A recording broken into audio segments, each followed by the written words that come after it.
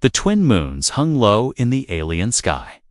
Casting a pale silver light over the glowing forest, Ryan moved quietly through the thick blue grass, his boots sinking slightly into the soft ground. He had been living on this planet for almost a year, working as a herbal trader, and nights like this were when he could find the rare glowing herbs that sold well in the markets. It was quiet, except for the hum of distant insects and the soft rustling of crystal-leafed trees swaying in the wind.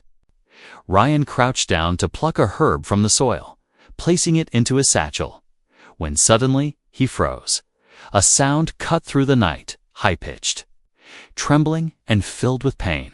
It wasn't like anything he had heard before, not human. Not any animal he knew. It was almost like a cry for help. Ryan slowly straightened up.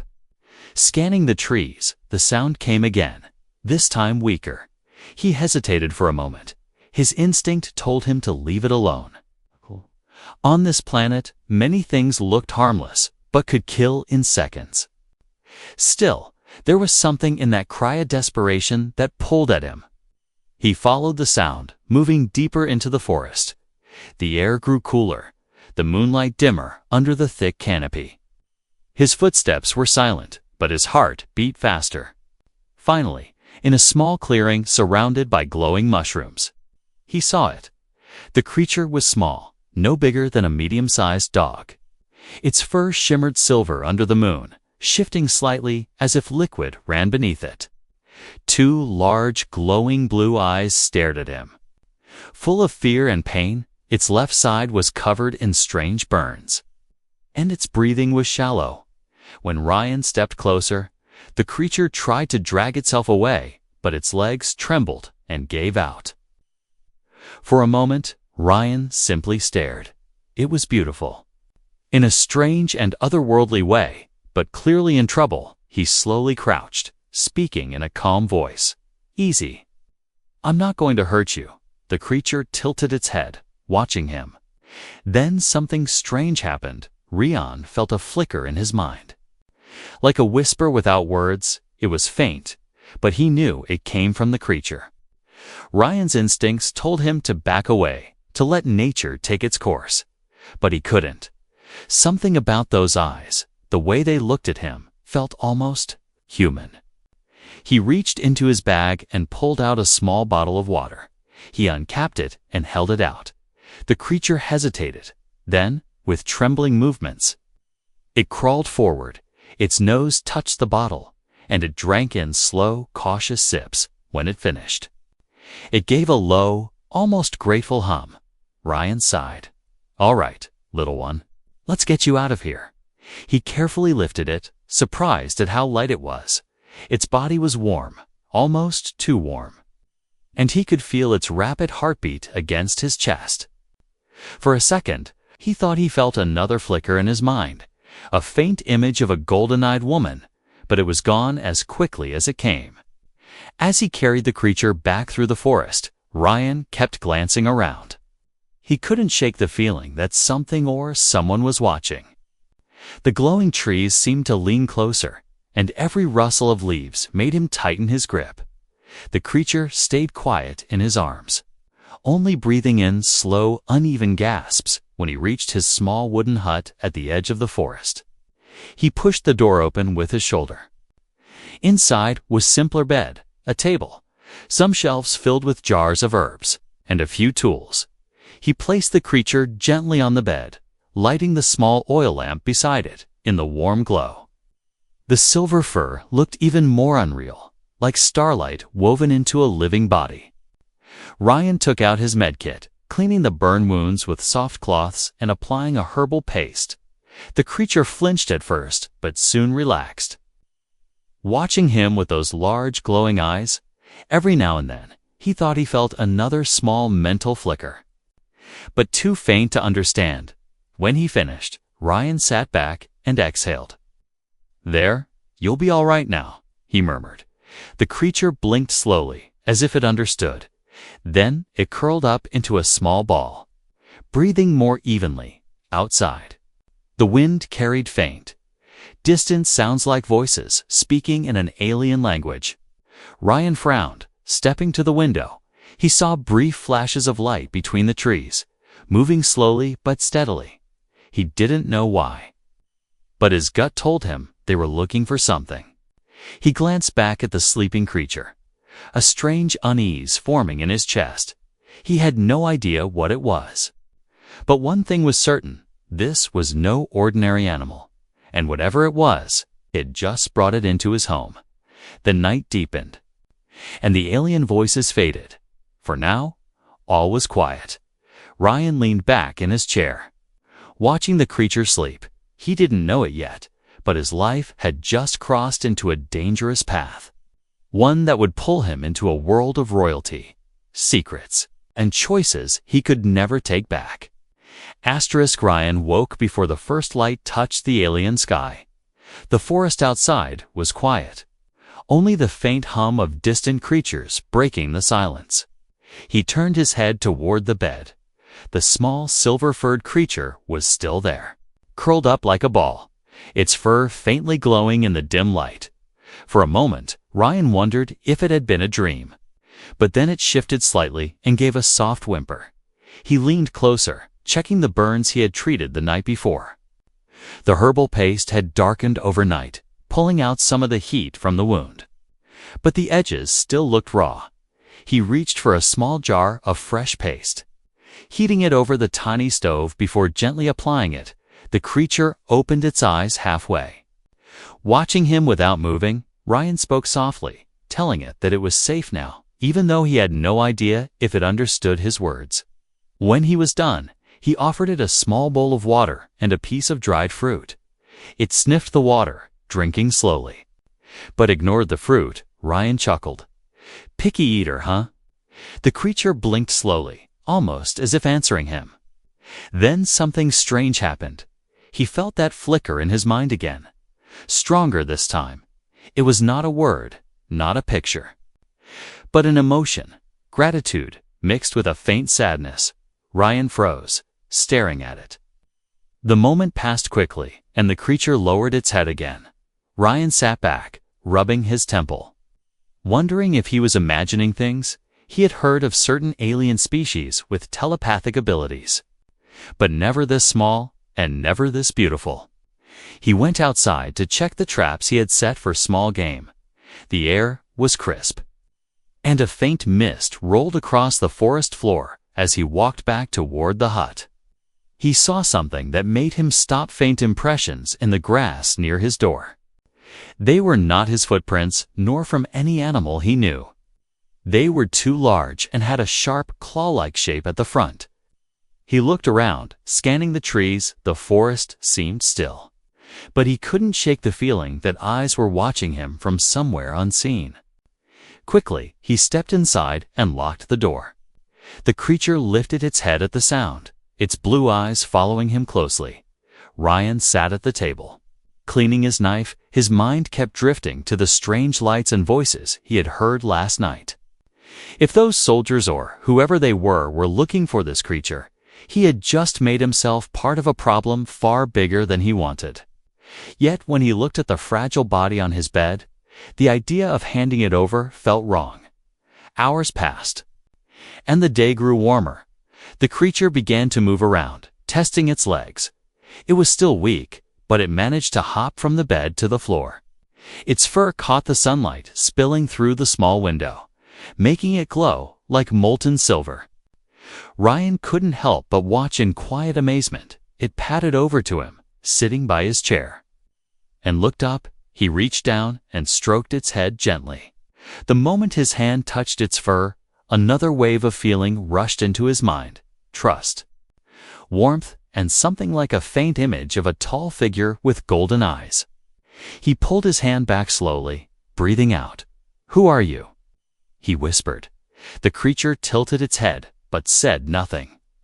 Later that evening, as the light faded and the twin moons began to rise, Ryan lit his oil lamp and sat by the window. He kept glancing toward the forest. Half of him hoped the strangers wouldn't return. The other half wanted to know who they were and why they were searching. The creature had climbed back onto the bed. Its eyes half closed, but every so often its ears twitched. listening to something far away. It was just after nightfall when Ryan heard it, a distant hum. Low at first, then growing louder. He stepped outside, the cool air brushing against his skin. In the distance, over the treetops, he saw them small orbs of light drifting through the air, moving in a slow but purposeful path toward his direction. His stomach tightened. He had seen lights like that before. During the early days after he arrived on this planet, they belonged to alien patrols. Ryan quickly went back inside. Dimming the lamp, he sat quietly in the dark. The creature now alert and tense. Its fur seemed to bristle, and its eyes locked on the door. The humming grew louder, then stopped. Silence pressed against the walls. Ryan's hand went to the knife on the table. Minutes passed before he heard soft footsteps outside. They stopped right by his door. A shadow moved across the thin gap under the wood. Someone whispered in a language he didn't understand. Then, slowly, the footsteps began to fade away. The lights in the forest shifted direction, moving away from his hut. Ryan stayed still for a long time after they were gone. Only when the humming completely vanished into the distance did he let out the breath he had been holding. He looked toward the creature, which was still staring at the door.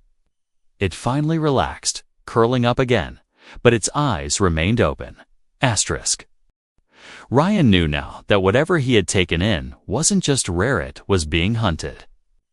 And whoever was looking for it had the means to find it. It was only a matter of time before they returned.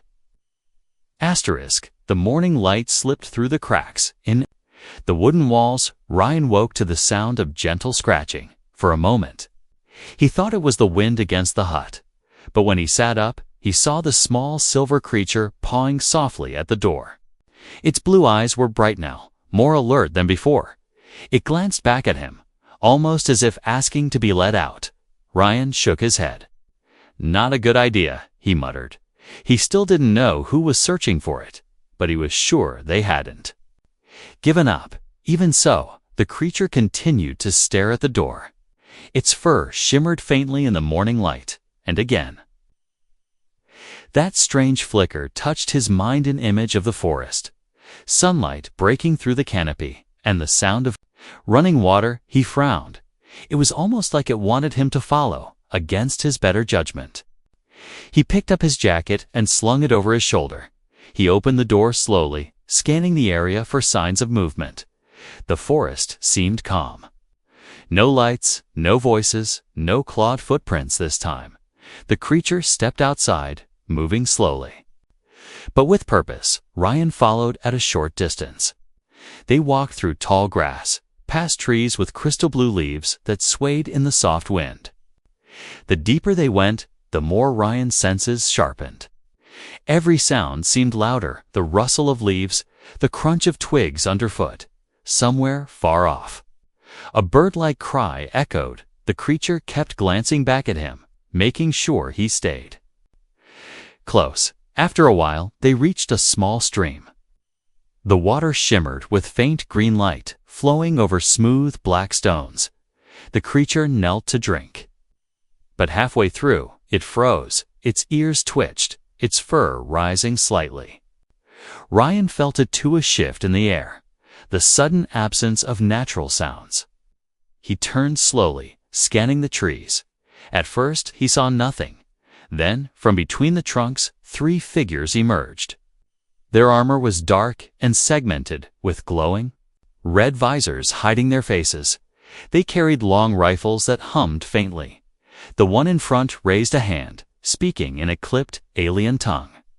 Ryan didn't understand the words, but the meaning was clear. They wanted the creature. He stepped slightly in front of it, his hand tightening on the knife at his belt. The leader tilted their head, then tapped something on their wrist. A small hologram projected into the air, and Ryan's breath caught. The image was of the silver creature, but next to it stood a tall, regal-looking alien woman with golden eyes. She was reaching out to it, smiling faintly. The figure in armor pointed at the hologram, then at Ryan. Speaking again, the creature gave a low hum, pressing closer to his leg. Ryan shook his head. "No," he said firmly. Even though he knew they probably didn't understand, the leader's posture shifted, and suddenly, all three soldiers stepped forward.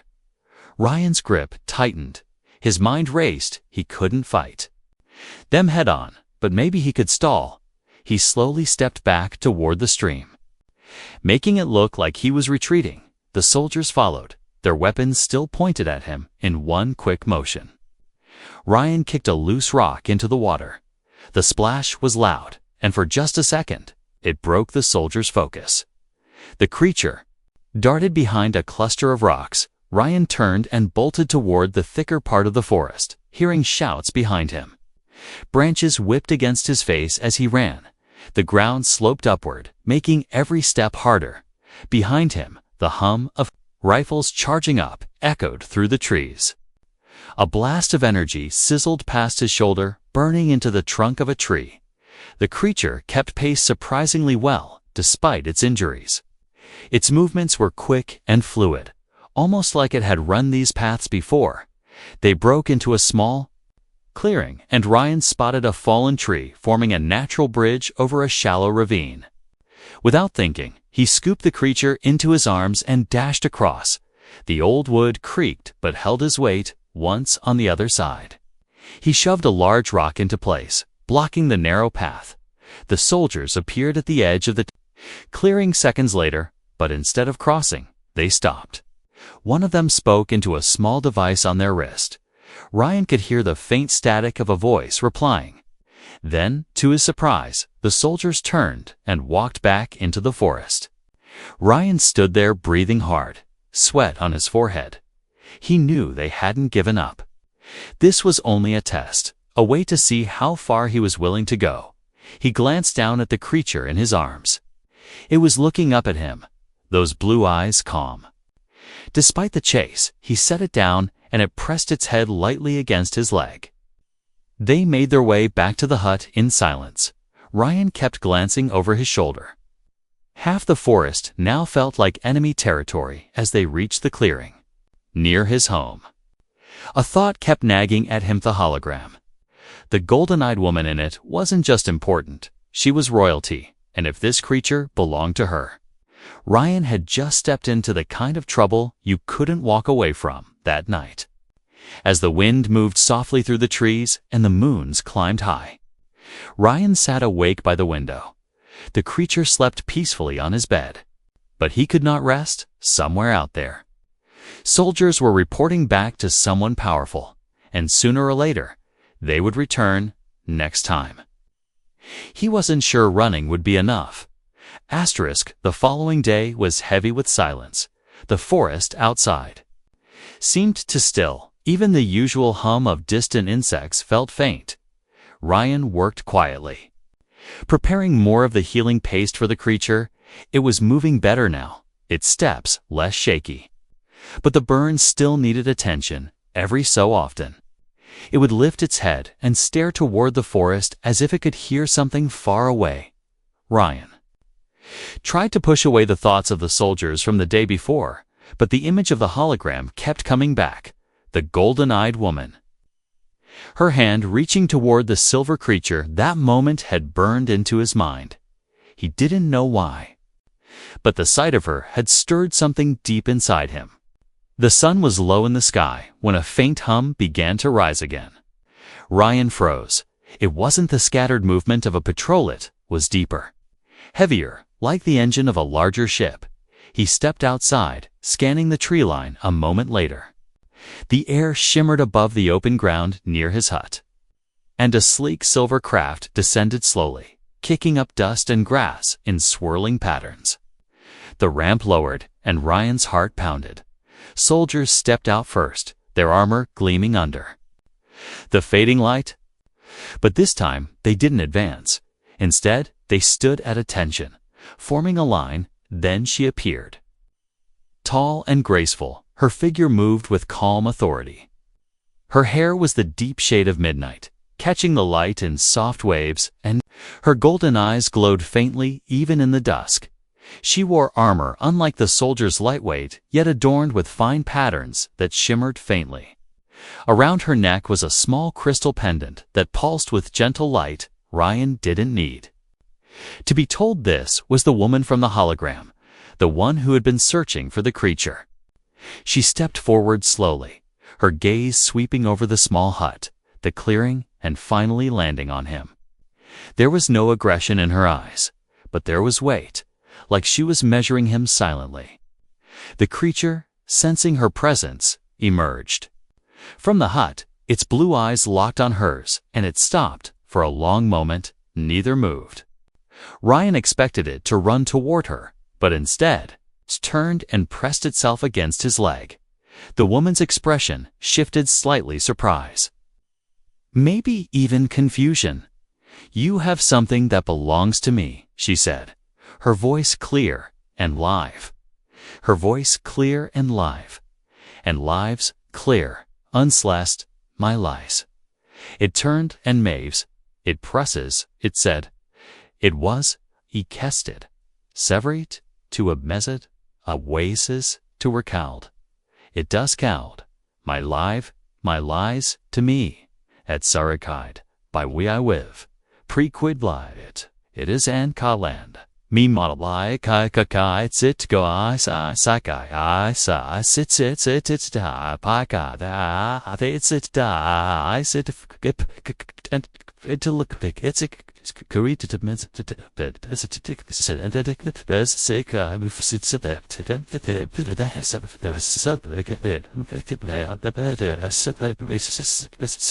steady, though her words carried the accent of her language. Ryan glanced at the creature, then back at her. "It was hurt," he said. "I only helped it." She took a step closer, her gaze softening for just a second as she looked at the creature. "It is no ordinary animal," she said. "It is bound to me. It carries part of my life force. If it dies, so will I." Ryan blinked, unsure if she was telling the truth or trying to convince him. The creature's head turned toward her for a moment, then back to him. That strange flicker filled his mind again, stronger now a feeling of choice. Of hesitation, he realized it was afraid not of her exactly, but of what returning to her might mean. The woman seemed to notice. Her eyes narrowed slightly. And she spoke something to the soldiers in her own language. They shifted uneasily, but didn't move forward. She looked back at Ryan. "It should not be with you," she said. "And yet?" "It does not reject you." Ryan crossed his arms. "If it wants to go with you, it can," he said. "But I'm not forcing it." The words surprised even him. But he couldn't shake the feeling that giving it away now would be wrong. The woman tilted her head, studying him. "Few would dare speak to me this way," she said. Her gaze lingered on him for a moment longer. Then she knelt down slowly. Lowering herself to the creature's level, she extended her hand, palm up. The creature stared at her hand but didn't move. The air between them felt heavy. Ryan could hear the faint hum of the ship behind her, the rustle of armor from the waiting soldiers. The woman slowly withdrew her hand. "Standing again, it does not choose," she said quietly. "That is unexpected. Asterisk." For a brief moment, her eyes softened in a way Ryan hadn't expected. "What is your name?" she asked. "Ryan," he replied. "And yours?"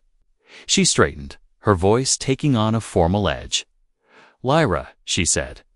"Princess Lyra of the Starborn Court." The title settled between them like a stone.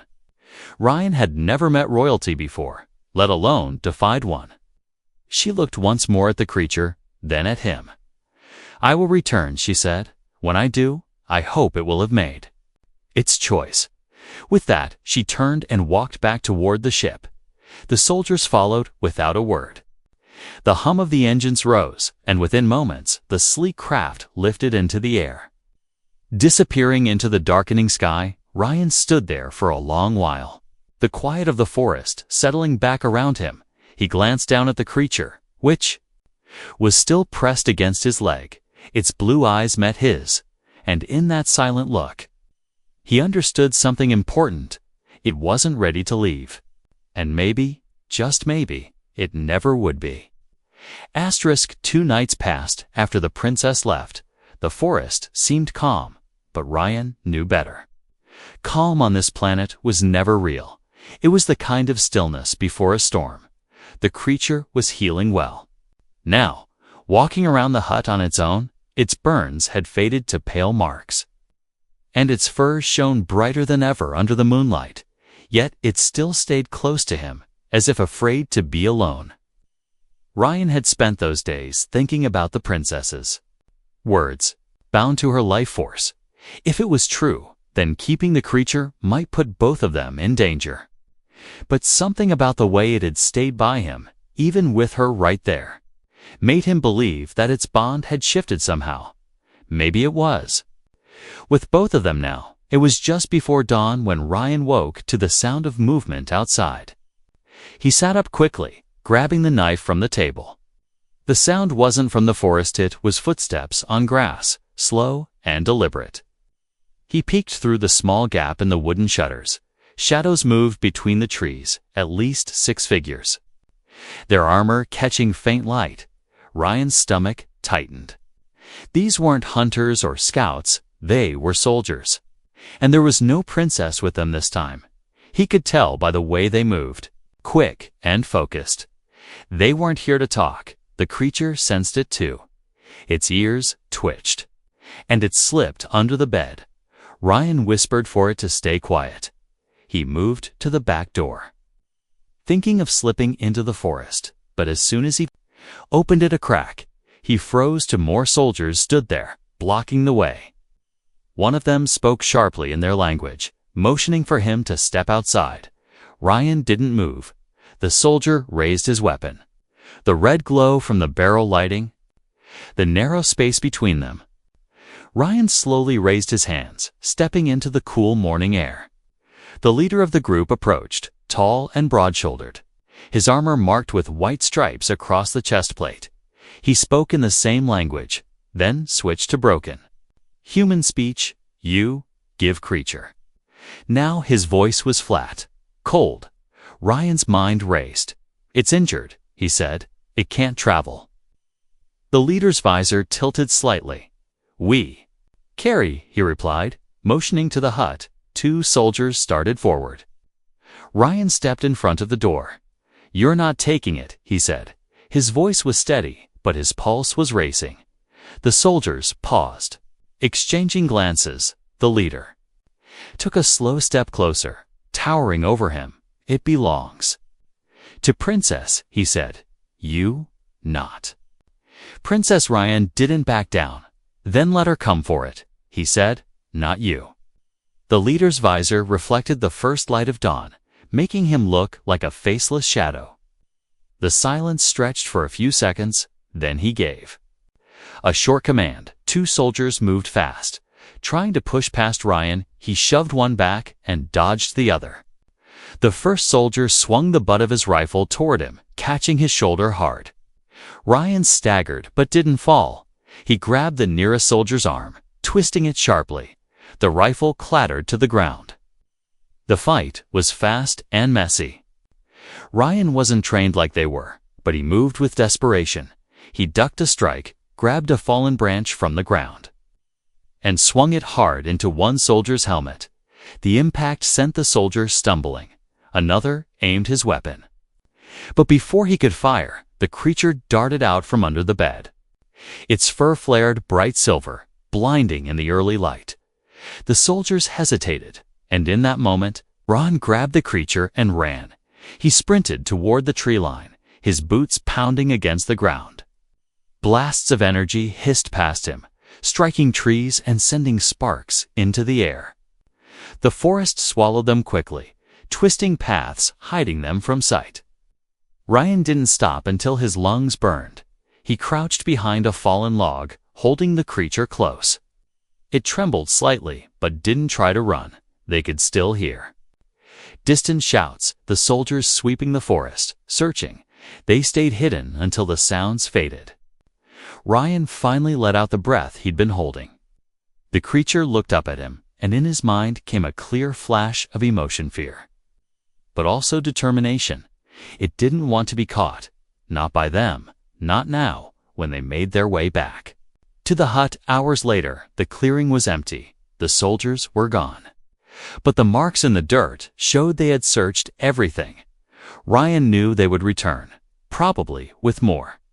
The princess might not even know this had happened that night.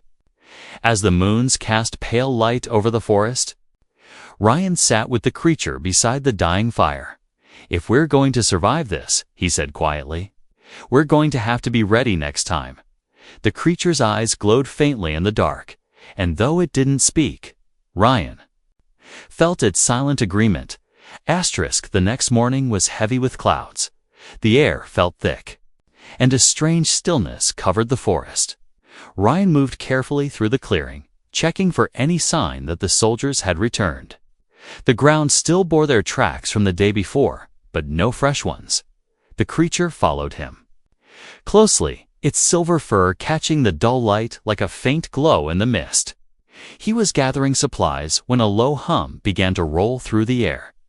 Ryan froze. His first thought was that the soldiers were back, but as the sound grew, he realized it was different, slower, deeper, heavier. He stepped into the open, scanning the skies, and then he saw it. A sleek royal craft descended from the clouds, larger than the one from before. Its surface reflected the dim light like polished steel. The landing struts sank into the grass with a hiss, and the ramp lowered. Soldiers in the same armor as before stepped out, but this time, they formed a protective ring rather than advancing. And then she appeared. Princess Lyra walked down the ramp with measured steps. Her golden eyes fixed on Ryan, unreadable. Her armor was different now, darker, with thin threads of gold running along the edges. She looked like she had come for more than just conversation. Ryan's grip tightened on the small blade at his side. He didn't trust her soldiers, not after what they had done. The creature moved slightly in front of him, fur bristling. Lyra stopped a short distance away, her eyes flicking to the creature and then back to him. "My soldiers told me what happened," she said, her voice calm but edged with steel. "They came here without my order." Ryan didn't respond. He wasn't sure if she meant to apologize or to warn him. "They thought they were protecting me," she continued, "but they disobeyed my command. And they will be dealt with." Ryan studied her face, looking for any sign of deceit. She met his gaze without flinching. "The creature chose to stay," he said finally. "Even when you were here, it stayed with me. Maybe it's not just yours anymore." Lyra's expression softened for a brief moment, but then hardened again. "That should not be possible," she said quietly. "The bond was made with me when it was a newborn. No other has ever shared it." Ryan shrugged. "Looks like there's a first time for everything."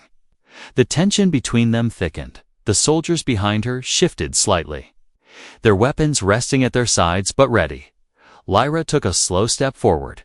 "If it stays with you, it will draw danger," she said. "My enemies know of it. They will come for it. And for you, do you think you can stand against them alone?" Ryan didn't answer right away. He knew she was right. He'd already seen how determined her soldiers were. Her true enemies would be far worse. She glanced at the forest, her gaze sharp.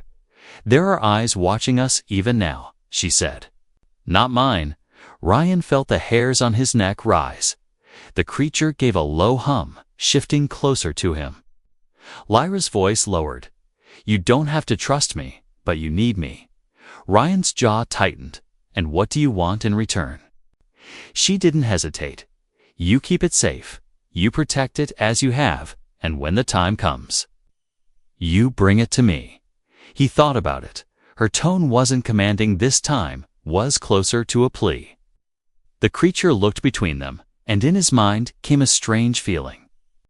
A bridge of connection, as if it wanted both of them to agree. Finally, Ryan nodded once. "Fine," he said. "But your soldiers don't come near this place again unless you're with them." Lyra's lips curved slightly, not quite a smile. "But close." "Agreed," she said. She motioned to one of the soldiers, who stepped forward and placed a small device on the ground. A shield beacon, she explained. It will mask your presence from most scanners. It won't stop them forever, but it will give you time. Ryan crouched to look at it, the faint blue glow reflecting in his eyes. When he stood, Lyra was watching him closely. You're different? From what I expected, she said. Most humans I've met are either arrogant or afraid. You are neither. Ryan gave a short shrug. I just do what feels right. Her gaze lingered for a moment, then she turned back toward the ship.